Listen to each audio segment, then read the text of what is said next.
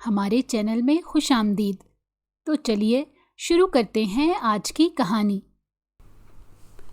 میرے لیے زندگی میں سب سے اہم دوستی تھی، کیونکہ دوستی ہی ایک ایسا رشتہ تھا جس نے مجھے جینے کا حوصلہ دیا۔ مگر پھر یہی دوستی میرے لیے ایک عذاب بن گئی۔ میں سوچ بھی نہیں سکتی تھی کہ جسے میں اپنی سب سے قریبی اور پکی سہیلی کہتی ہوں، وہ میرے ساتھ ایسے کرے گی کہ میری زندگی بے مول ہو کر رہ جائے گی۔ کاش میرے ساتھ ایسا نہ ہوتا تو میں بھی آج خوش و خرم زندگی گزار رہی ہوتی، مگر میری اپنی دوست نے ہی مجھے برباد کر دیا۔ میرا نام شازیہ ہے اور میرا تعلق ایک ایسے گھر سے تھا جہاں رہنے والے ہر انسان کی اپنی ایک الگ دنیا تھی۔ کسی کو کسی دوسرے کی فکر تھی، نہ لینا دینا۔ ہر کوئی یہاں بس اپنی ذات اور مفاد تک محدود تھا۔ مجھے تو حیرت ہوتی تھی کہ یہ سب مٹی کے بنے انسان ہیں یا خود غرضی اور مفاد سے بنے ہوئے پتھر دل لوگ۔ لیکن میں کر بھی کیا سکتی تھی؟ مجھے تو ان کے ساتھ ہی رہنا تھا۔ دراصل جس گھر میں ہم رہتے تھے وہ میرے دادا جان کا آبائی گھر تھا، جو ایک بڑے رقبے پر بنا ہوا تھا۔ میرے ابا اور ان کے 2 بھائی اپنی اپنی فیملیز کے ساتھ اس گھر میں رہائش پذیر تھے۔ میرے ابا کے بڑے بھائی کے 3 بچے تھے۔ ابا کا نمبر بھائیوں میں دوسرا تھا اور ابا کی میں اکلوتی اولاد تھی۔ ابا سے چھوٹے بھائی یعنی میرے چچا کے 2 بچے تھے۔ ہم سب کو گھر کے نچلے پورشن سے 2 کمرے ملے ہوئے تھے اور یہ سارے 6 کمرے ایک لائن میں ہی بنے ہوئے تھے، جن کے آگے برآمدہ اور پھر بڑا سارا ایک صحن تھا۔ پہلے پہل تائی امی، چچی اور میری اماں مل جل کر کام کرتی تھیں، مگر پھر آپسی اختلافات نے جھگڑوں کی شکل اختیار کر لی۔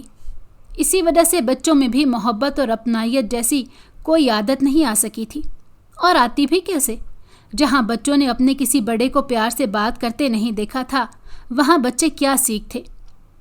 گھر تو ایک ہی تھا، ابا اور ان کے بھائیوں کا آمدنی کا ذریعہ بھی ایک تھا۔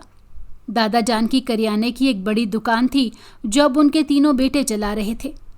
بجلی، گیس کے بل، گھر کا راشن اور بچوں کی اسکول کی فیسیں اکٹھی جاتی تھیں، اس لیے تینوں کو ذاتی خرچوں کے لیے کم پیسے حصے میں آتے۔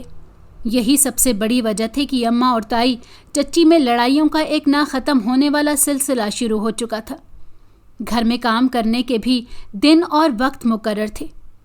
اگر کسی کی باری ہوتی کام کی اور اس کی طبیعت خراب ہو جاتی تو تب بھی وہی اپنا کام کرتا تھا، کوئی دوسرا اس کی ذمہ داری ہرگز نہ لیتا۔ مجھے اچھی طرح یاد ہے جب ایک مرتبہ میری اماں کی طبیعت بہت خراب تھی۔ اماں کو تیز بخار تھا، تب انہوں نے بخار کی حالت میں ہی ہانڈی روٹی کی تھی۔ تائی یا چچی میں سے کسی نے اماں کا ہاتھ تک نہیں بٹایا تھا، اور جب چچی کے ہاں چھوٹی بیٹی پیدا ہوئی تب چچی کی بہن آ کر کچھ دن ہمارے گھر رکی تھی، جو اپنی بہن کے کام کرتی۔ لیکن جیسے ہی 2 ہفتے گزرے اور وہ واپس چلی گئی، تب چچی کو اپنے حصے کے کام کرنے پڑے۔ میں نے تو بچپن سے یہی دیکھا تھا۔ اماں، تائی اور چچی میں سے کوئی مر بھی رہا ہوتا تو باقی 2 یہی کہتے کہ اپنا کام پورا کرو اور پھر مر جانا۔ اتنی بے حسی جانے کہاں سے ان سب کے دلوں میں تھی۔ اور تو اور گھر کی عورتوں نے مردوں کو بھی ایک دوسرے کے خلاف کر دیا تھا۔ تایا کہتے تھے کہ میرے بچے زیادہ ہیں، اسی لیے مجھے زیادہ خرچہ ملنا چاہیے، جبکہ میرے ابا کی تو ایک ہی اولاد تھی۔ بس ایسے ہی عجیب سے ماحول میں میری پرورش ہو رہی تھی۔ میں اپنے گھر کے ماحول سے بہت زیادہ بیزار تھی۔ اسکول میں میری دوستی روشنا سے ہوئی۔ وہ ایک امیر باپ کی بیٹی تھی اور 2 ہی بہنیں تھیں۔ اس کے پاس روزانہ کافی ساری پاکٹ منی ہوتی جو وہ مجھ پر بھی خرچ کر دیتی۔ ہم دونوں مل کر اسکول میں بہت سی چیزیں کھاتے تھے، اور جیسے جیسے ہم بڑے ہوتے جا رہے تھے وہ مجھے گفٹس بھی دینے لگی تھی۔ اس کے دیے گفٹس مجھے بہت پسند آتے، کیونکہ مجھے وہ ایسی چیزیں دیتی تھی جو مجھے میسر نہ تھی، اور اگر میں کبھی اماں یا ابا سے کوئی فرمائش کر دیتی تو وہ مجھے ڈانٹ کر چپ کروا دیتے کہ اگر ایسے فضول خرچیاں کرو گی اور ہم سے کراؤ گی تو ہم بچت کیسے کریں گے؟ مجھے سمجھ نہیں آتا تھا کہ وہ بچت کر کر کے کون سا محل تیار کرنا چاہتے تھے۔ میں جب میٹرک میں آئی تو تب بھی گھر میں وہی لڑائی جھگڑے ہوتے تھے۔ اب تو میں ان سب کی عادی ہو چکی تھی کہ جب تائی امی یا تائی اور چچی آپس میں لڑتی تو میں اپنے کمرے کے میوزک سسٹم پر زور زور سے گانے چلا لیتی اور کمرہ بند کر کے بیٹھ جاتی۔ جب وہ لوگ لڑ جھگڑ کے فارغ ہوتی تو ان کی توپوں کا رخ میری طرف ہو جاتا۔ وہ اماں سے کہتی کہ تمہاری شازیہ بگڑتی جا رہی ہے، ان سب میں اس رشنا کا ہاتھ ہے، دیکھنا ایک دن وہ اس کی زندگی خراب کر دے گی۔ ان کی یہ باتیں سن کر اماں کو ان کو 2 ٹکے ٹکے جواب دے دیتی، مگر کمرے میں آ کر میری خوب کلاس لیتی۔ مگر میں بھی ان کی ہی اولاد تھی، میں نے کبھی اماں کی نہیں سنی تھی، نہ تائی اور چچی سے ڈرتی تھی، بلکہ میرا تو دل ہی نہیں چاہتا تھا کہ میں ان لوگوں سے بات بھی کروں۔ میرے تائی کی بیٹیاں بھی اپنی ماں جیسی تھیں، اس لیے ان سے تو میں دوستی کرنے کا سوچ بھی نہیں سکتی تھی۔ بس ایک رشنا ہی تھی جس سے میں اپنے دل کی ہر بات کرتی اور وہ میرے دکھڑے سنتی تھی۔ اب ہم میٹرک سے کالج میں چلی گئی تھیں اور اب ایک دوسرے کے گھر آنا جانا شروع کیا۔ وہ اپنی بڑی سی کار میں آیا کرتی تھی جو ہماری گلی کے نکڑ پر ہی کھڑی رہتی، اور رشنا جب بھی آتی وہ میرے لیے کھانے پینے کی ڈھیروں چیزیں اٹھا لاتی تھی۔ وہ جانتی تھی کہ میری تائی اور چچی لالچی عورتیں ہیں، اس لیے وہ ان کو خوش کرنے کے لیے ایک ایک پیزا لے آیا کرتی تاکہ اس کے آنے جانے پر میری تائی اور چچی مجھے باتیں نہ سنائیں۔ اور رشنا کا اندازہ بالکل ٹھیک نکلا کہ جب رشنا اس کے لیے کچھ نہ کچھ لانے لگی تو انہوں نے رشنا کے گھر آنے جانے پر اعتراض کرنا بند کر دیا، بلکہ تائی تو مجھ سے پوچھا کرتی تھی کہ رشنا کب آئے گی، اور میں تائی کو صاف کہہ دیتی کہ میری سہیلی ہے، جب اس کا دل کرے گا آ جائے گی۔ اور پھر ایک دن رشنا نے مجھے اپنی سالگرہ میں انوائٹ کیا۔ میں اس کے گھر پہلے بھی 1-2 مرتبہ گئی تھی، مگر اب پارٹی میں ظاہر تھا کہ اس نے سب دوستوں اور ملنے والوں کو بلایا ہوگا جو اسی کی طرح امیر ہوں گے۔ اسی لیے میں نے اماں سے ضد کی کہ مجھے پارٹی کے لیے قیمتی ڈریس اور ایک بہترین گفٹ چاہیے، مگر اماں نے مجھے کہا کہ یا گفٹ لے لوں یا سوٹ، اور میں پریشان ہو گئی کہ کیا کروں۔ میں ایسی سوچ میں تھی کہ رشنا کا فون آ گیا اور اس نے مجھے اپنے ساتھ چلنے کو کہا۔ وہ شاپنگ پر جا رہی تھی، اس نے مجھے کار میں گھر سے بٹھایا اور شاپنگ مال لے گئی۔ میں زندگی میں پہلی مرتبہ اتنے بڑے شاپنگ مال میں آئی تھی۔ میں تو حیران ہی رہ گئی، وہاں اس قدر قیمتی چیزیں تھیں جو میں خواب میں بھی نہیں خرید سکتی تھی۔ رشنا نے اپنی سالگرہ کے لیے بہت قیمتی جوڑا لیا اور اس کے علاوہ بھی 3-4 جوڑے خریدے، اور اس نے مجھے بھی پارٹی کے لیے بہت اچھا اور قیمتی جوڑا دلوایا۔ میری تو خوشی کی انتہا نہ رہی، کیونکہ جوڑے کے ساتھ میچنگ جیولری، جوتے اور پرس بھی دلوایا۔ میری تو عید ہو گئی تھی، مگر میں سوچنے لگی کہ میں اسے کیا تحفہ دوں گی جو اس کی شایان شان ہو۔ اسی پریشانی میں گھر گئی تو وہاں تماشا لگا ہوا تھا۔ چچی کی سونے کی انگوٹھی نہیں مل رہی تھی اور چچی کہہ رہی تھی کہ وہ بہت قیمتی انگوٹھی ہے۔ تائی اور اماں نے بھی چچی کے ساتھ سارا گھر چھان مارا، مگر کسی کو انگوٹھی نہیں ملی۔ چچی نے تو باقاعدہ رونا شروع کر دیا، مگر کیا ہو سکتا تھا۔ میں اپنے کمرے میں چلی گئی اور کپڑے بدل کر جب پانی پینے کچن میں گئی تو فریج سے بوتل نکالنے لگی تو مجھے وہاں فریج کے دروازے میں رکھی بوتلوں کی سائڈ سے انگوٹھی مل گئی۔ میں چچی کے پاس جانے لگی تو ایک دم مجھے خیال آیا کہ کیوں نہ یہ انگوٹھی بیچ کر رشنا کے لیے گفٹ لے لوں۔ میں خاموشی سے انگوٹھی کمرے میں لے کر چلی گئی اور اپنے کالج بیگ میں چھپا دی۔ اگلے دن میں کالج سے واپسی پر بازار چلی گئی اور انگوٹھی بیچی تو مجھے بہت حیرت ہوئی کہ مجھے ایک انگوٹھی کے مجھے 7,000 روپے مل گئے۔ میں تو خوشی سے جھوم اٹھی۔ میں نے سوچا کہ ابھی گفٹ لے کر گھر گئی تو سب شور مچا دیں گے، اس لیے میں نے پیسے بیگ میں رکھ دیے اور گھر جا کر الماری میں چھپا دیے۔ رشنا کی سالگرہ کے دن میں نے جلدی اس کے گھر جانا تھا، اسی لیے اپنے کپڑے اور دوسری چیزیں بیگ میں رکھ کر پہلے سیدھا بازار گئی۔ رشنا کے لیے سنار سے گولڈ کی ایک خوبصورت سی رنگ خریدی اور گفٹ پیک کروا کے سیدھی اس کے بنگلے پر جا پہنچی۔ اس دن تو بنگلے میں عید کا سماں تھا۔ اس قدر خوبصورت ڈیکوریشن ہو رہی تھی کہ میرا دل چاہنے لگا کہ کاش میں بھی کوئی امیر زادی ہوتی تو میرے بھی ایسے ہی ٹھاٹھ ہوتے۔ سالگرہ کی پارٹی بہت زبردست رہی اور اس میں آنے والے مہمانوں سے ملتی رہی۔ دراصل میں چاہتی تھی کہ وہاں موجود کوئی امیر لڑکا مجھے پسند کر لے، اگر تو میری بھی زندگی بن جائے۔ پارٹی سے واپسی پر میں بہت خوش تھی اور دعائیں کر رہی تھی کہ کاش کسی لڑکے کی ماں نے مجھے پسند کر لیا ہو، مگر میری خام خیالی زیادہ دن تک نہ چلی۔ جب میں نے انٹر پاس کیا تو ابا نے آگے داخلہ لینے سے منع کر دیا، مگر میں بھی اپنے نام کی ایک ہی تھی۔ میں نے رو دھو کر رشنا کو یہ سب بتایا تو اس نے میرے گھر آ کر ابا سے بات کی کہ شازیہ کو اجازت دے دیں، اس کی تعلیم کا سارا خرچہ میں اٹھاؤں گی۔ इस बात पर अब्बा ने मुझे आगे दाखिले की इजाज़त दे दी। अब मैं और रुशना कॉलेज के बाद रोज़ कभी शॉपिंग तो कभी होटलिंग करते और मैं हर दूसरे दिन रुशना के घर चली जाती। मेरे इस तरह घूमने फिरने पर सबसे ज़्यादा एतराज़ ताया और ताई को था, और वहीं अम्मा अब्बा को डराते रहते कि जवान बच्ची है, ऐसा ना हो जाए वैसा ना हो जाए। और अम्मा अब्बा भी अब मुझे रोकने टोकने लग गए थे, मगर मैं अम्मा अब्बा की कहाँ सुनने वाली थी। मेरी और रुशना की दोस्ती और मौज मस्ती चलती रही। और फिर जब हम बीए के आखिरी साल में थे, उस वक्त रुशना की ज़िंदगी में एक अहम तरीन दिन आया। एक दिन कॉलेज में रुशना ने मुझे बताया कि उसके पापा उसकी मंगनी कर रहे हैं। ये खबर सुनकर तो मैं एकदम उछल पड़ी। मैंने एक सांस में उससे कई सवाल पूछ डाले कि कब, कहाँ और किससे हो रही है मंगनी। उसने बताया कि उसके पापा के दोस्त का बेटा है और उनका अपना बिजनेस है जिसका वो इकलौता वारिस है। मुझे ये सुनते ही रश्क आने लगा कि किस्मत हो तो रुशना जैसी। मैंने मजाक में उससे कहा कि हाय काश अगर उसका कोई और भाई होता तो उससे मैं कर लेती। इस बात पर हम दोनों खूब हंसी। कुछ दिन बाद रुशना की मंगनी की तकरीब थी। मैं पार्लर से तैयार होकर खूब तैयारी के साथ गई कि अमीरों की ऐसी पार्टियों में फ़ायदा उठाना चाहिए। मंगनी की तकरीब उनके बंगले पर ही थी। पूरा बंगला मसनूई रोशनियों से जगमगा रहा था और इतने ज़्यादा फूलों से लॉन को सजाया गया था कि बहुत ही खूबसूरत लग रहा था सब कुछ। मेहमानों की आमद शुरू हो गई।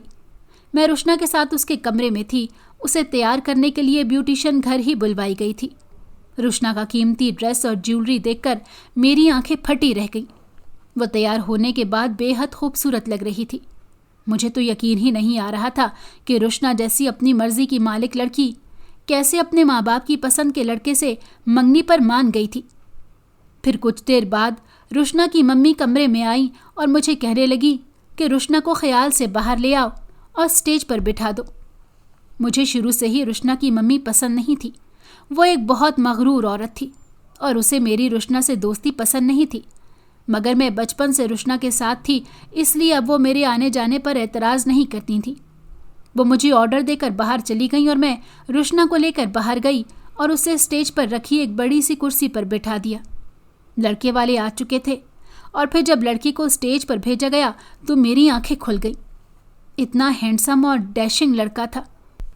तभी तो रुशना ने हाँ कर दी थी। उसका नाम फहद था और वो लोग कितने ज़्यादा अमीर थे उसका अंदाज़ा उनके कपड़ों से भी हो रहा था। मगर जब फहद ने रुशना को हीरे की अंगूठी पहनाई तो मेरे दिल में जलन के मारे हल्का सा धुआं उठने लगा।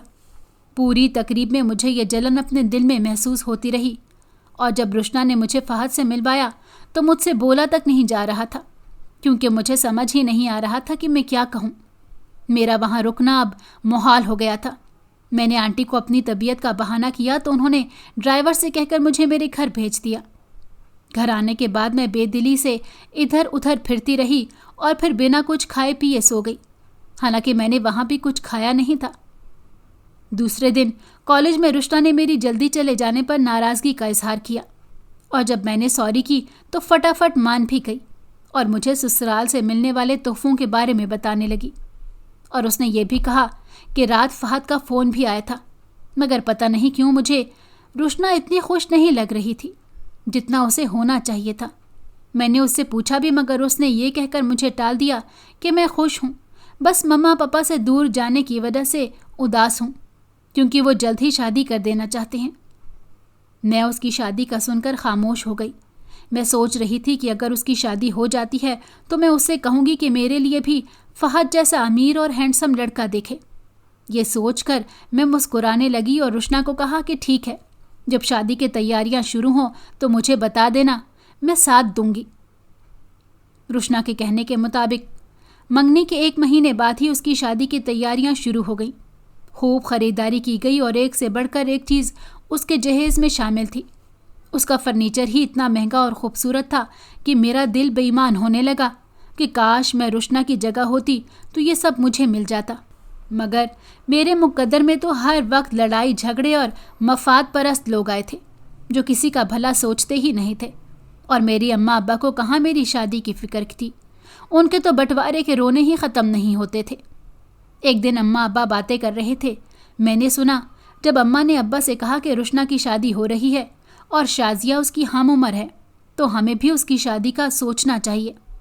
ابا کہنے لگے کہ میں بھائی جان اور چھوٹے سے اپنے حصے کا مطالبہ کر چکا ہوں، جیسے ہی ہمارا حصہ ہمیں ملتا ہے ہم کوئی مناسب رشتہ دیکھ کر شازیہ کو رخصت کر دیں گے۔ ابا اماں کی باتیں سن کر مجھے بڑا غصہ آیا کہ مناسب رشتے سے کیا مراد تھی ابا کی؟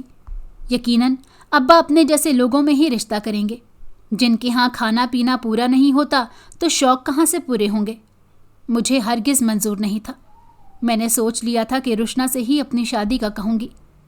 پھر میں رشنا کے ساتھ جیولری خریدنے بازار گئی تو رشنا کی ممی نے کتنے ہی گولڈ کے سیٹ خرید لیے اور کچھ پرانے زیورات دے کر نئے بنوائے، اور میں بہت زیادہ حیران ہوئی جب رشنا کی ممی نے مجھے سونے کی ایک رنگ دلوائی، یہ کہہ کر کہ تم رشنا کی بچپن کی دوست ہو، اتنا حق تو بنتا ہے۔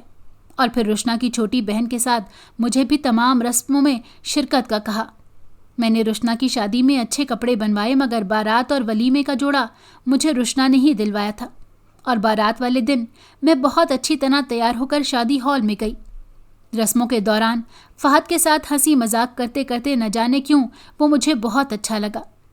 اس نے رسم کا پورا 1,00,000 روپیہ ہمارے حوالے کر دیا۔ تب میں بے ہوش ہوتے ہوتے بچی کہ وہ لوگ اس قدر امیر تھے۔ اب تو مجھے رہ رہ کر رشنا کی قسمت پر رشک آ رہا تھا۔ ولیمے پر بھی میں ان لوگوں کے ہاں انوائٹڈ تھی۔ مجھے رشنا کا نیا گھر دیکھنے کا بڑا شوق تھا، مگر ولیمہ شہر کے سب سے بڑے ہوٹل میں کیا گیا۔ کیا شان و شوکت تھی! ولیمے پر فہد بڑا خوش نظر آ رہا تھا، مگر رشنا خاموش سی بیٹھی تھی۔ فہد نے اپنی سالی اور مجھے گفٹ بھی دیے۔ ولیمے کی تقریب ختم ہونے کے بعد میں جب اپنے گھر واپس آئی تو کمرے میں جا کر میں نے فہد کا دیا گیا گفٹ بیگ کھول کر اس میں سے گفٹ نکالے تو میری حیرت کی انتہا نہ رہی۔ بے حد خوبصورت اور قیمتی سوٹ اور سونے کی چین میرے سامنے تھی۔ میں نے اماں کو بلا کر دونوں چیزیں دکھائیں اور اماں سے صاف کہہ دیا کہ اگر میری شادی کرنی ہے تو فہد جیسا کوئی لڑکا ڈھونڈنا، ورنہ میں کسی سے بھی شادی نہیں کروں گی۔ اماں میرا منہ دیکھتی رہ گئی، کیونکہ وہ جانتی تھیں کہ میں شروع سے ہی کتنی ضدی تھی۔ رشنا کی شادی کے 1 ہفتے بعد میں اس کے گھر گئی اور گھر دیکھ کر میری تو آواز ہی بند ہو گئی۔ اس قدر شاندار گھر میں نے اپنی زندگی میں پہلی بار دیکھا تھا۔ رشنا پورے گھر پر راج کرنے کے لیے اکیلی تھی، کیونکہ فہد کی ماں کا تو کافی سال پہلے ہی انتقال ہو چکا تھا۔ کوئی اور بہن بھائی بھی نہیں تھا، مگر رشنا مجھے کچھ خاص خوش نظر نہیں آئی۔ ایسے لگ رہا تھا جیسے وہ فہد کے ساتھ خوش نہیں ہے۔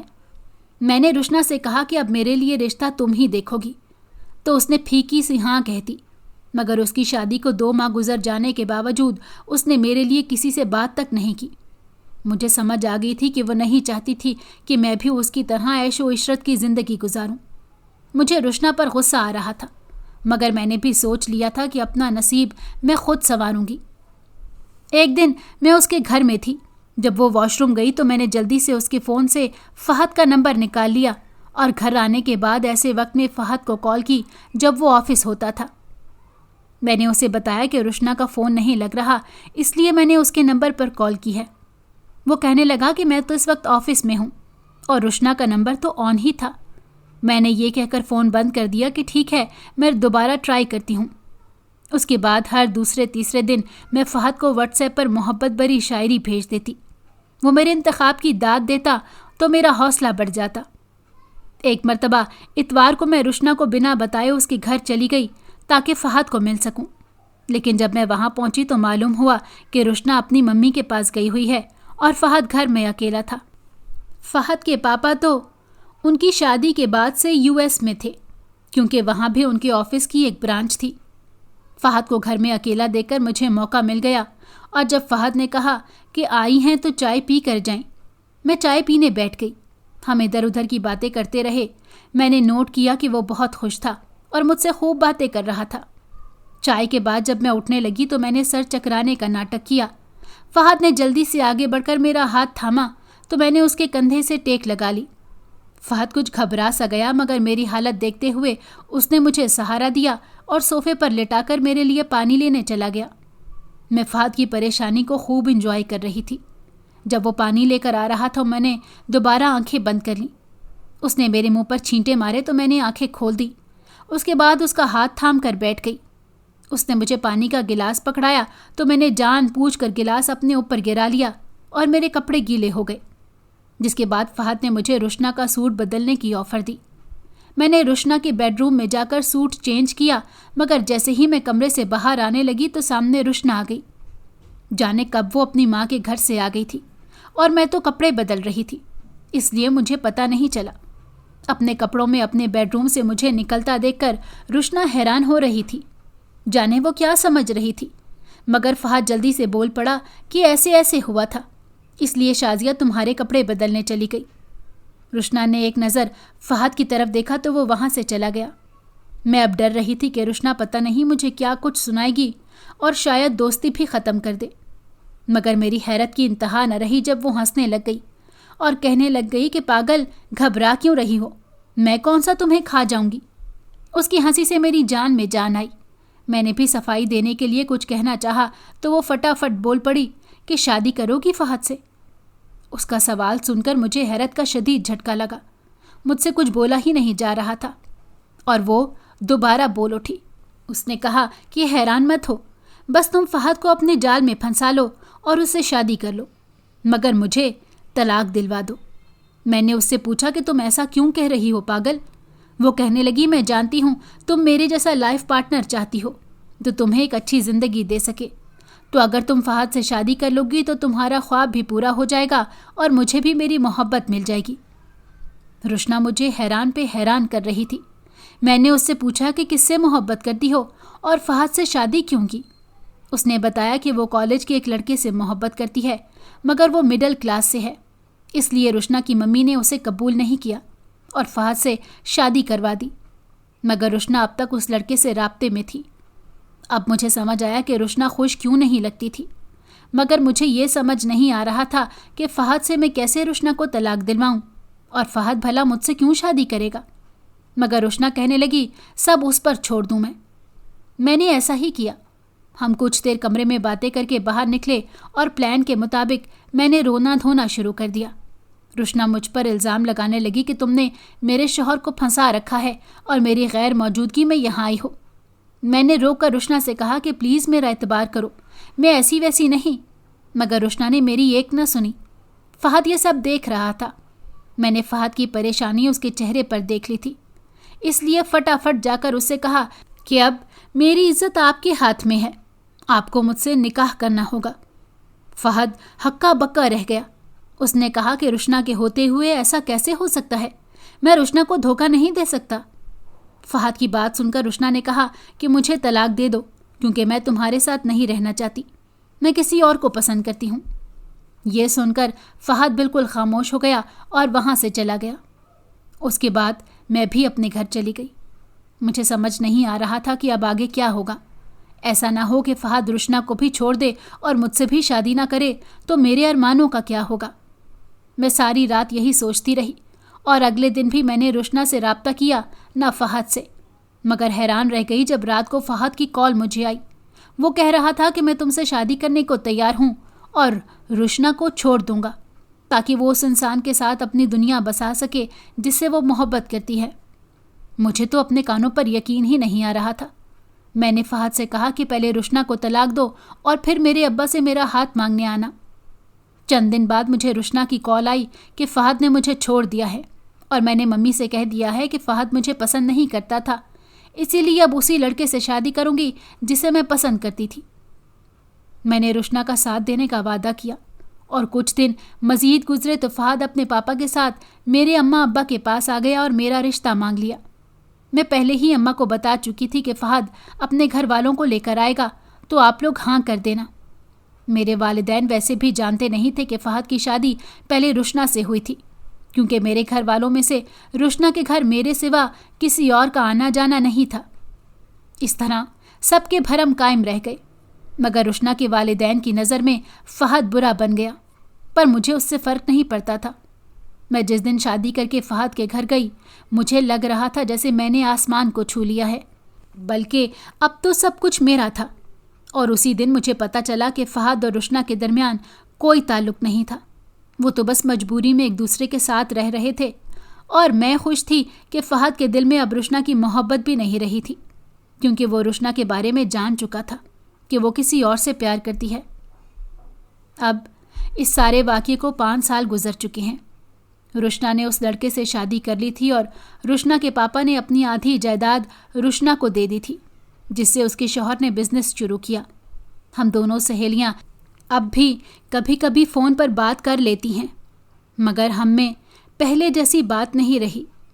رشنا اپنے گھر میں بہت خوش تھی کیونکہ رمیز ایک محبت کرنے والا انسان تھا اور رشنا کے سسرال والے بھی اس پر جان دیتے تھے، مگر مجھے دولت کے علاوہ صرف تنہائی ملی تھی، کیونکہ فہد میرے ساتھ ہوتے ہوئے بھی بس بزنس اور بزنس ٹورز پر بزی رہتا اور میں اپنے دونوں بچوں کی پرورش میں مصروف رہتی، مگر دل کا کوئی کونا ویران سا تھا۔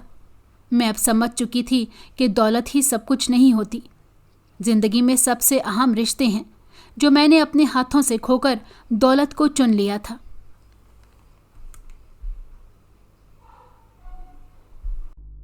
اگر آپ کو ہماری کہانی پسند آئی ہو تو ہمارے چینل کو لائک کریں اور سبسکرائب کر دیں۔ بیل نوٹیفیکیشن کو بھی آن کر دیں تاکہ ہماری آنے والی ہر مزیدار کہانی آپ کو وقت پر ملتی رہے۔